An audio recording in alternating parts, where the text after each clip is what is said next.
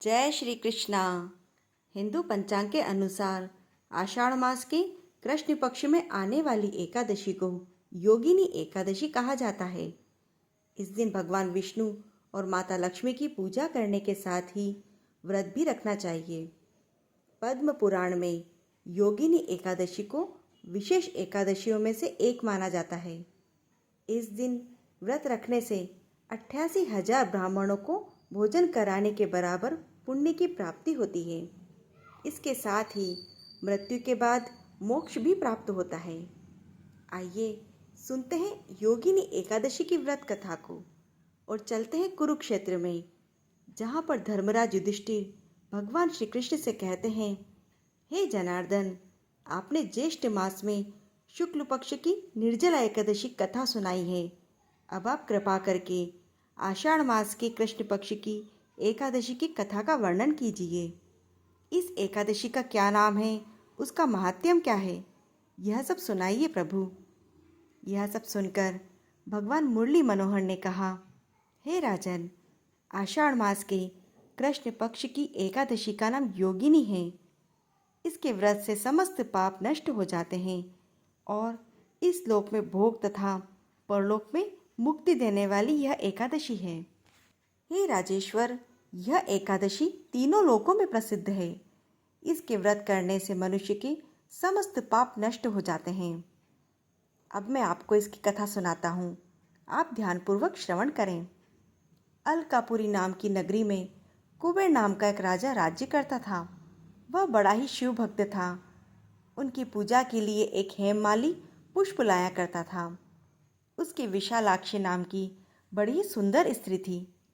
एक दिन की बात है, वह मानसरोवर से फूल लेने के लिए गया, लेकिन कामासक्त होने के कारण पुष्पों को रखकर अपनी स्त्री के साथ दोपहर तक रमण करने लगा और पुष्प न ला सका। जब राजा कुबेर उसकी राह देखते रहे तो उन्हें क्रोध आ गया और उन्होंने अपने सेवकों को आज्ञा दी कि तुम जाकर हेममाली का पता लगाओ कि वह अभी तक पुष्प लेकर क्यों नहीं आया। जब यक्षों ने उसका पता लगाया और वह कुबेर के पास आकर कहने लगे, हे राजन, वह माली तो अभी तक अपनी स्त्री के साथ ही बैठा हुआ है। यक्षों की इस बात को सुनकर कुबेर ने हेममाली को बुलाने की आज्ञा दी। जब हेममाली राजा के सम्मुख डर से कांपता हुआ उपस्थित हुआ तो उसे देखकर राजा को अत्यंत क्रोध आया और क्रोध के कारण उनके होंठ फड़कने लगे। उन्होंने कहा, हे पापी महानीच, तूने मेरे परम पूजनीय ईश्वर का अनादर किया है। इससे मैं तुझे श्राप देता हूँ कि तू अपनी स्त्री का वियोग भोगेगा और मृत्युलोक में जाकर तू कोढ़ी होगा। कुबेर के श्राप के प्रभाव से वह हेममाली पृथ्वी पर गिरा और कोढ़ी हो गया। उसी क्षण उसकी स्त्री भी उससे बिछुड़ गई। मृत्युलोक में आकर उसने महादुख भोगे, लेकिन शिव भक्ति के प्रभाव से उसे पूर्व जन्म की सुध रही। इसीलिए अपने कुकर्म को याद करके वह हिमालय की ओर चल दिया और चलते चलते मार्कंडेय ऋषि के आश्रम में पहुंचा। वह ऋषि अत्यंत वृद्ध और दूसरे ब्रह्मा के समान ही प्रतीत हो रहे थे। उनका आश्रम भी ब्रह्मा की सभा के समान ही शोभायमान था। उनको देखकर हेमवाली वहां गया और उनके चरणों में गिर गया।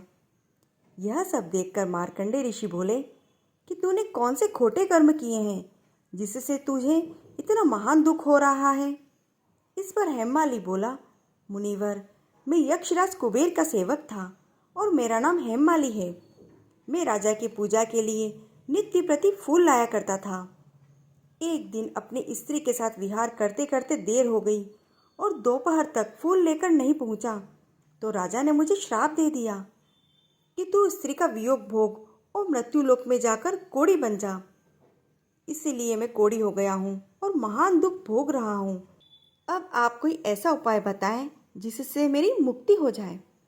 इस पर ऋषिवर ने कहा कि तूने मेरे सम्मुख सत्य वचन कहे हैं, इसीलिए मैं तेरे उद्धार के लिए एक व्रत बताता हूँ।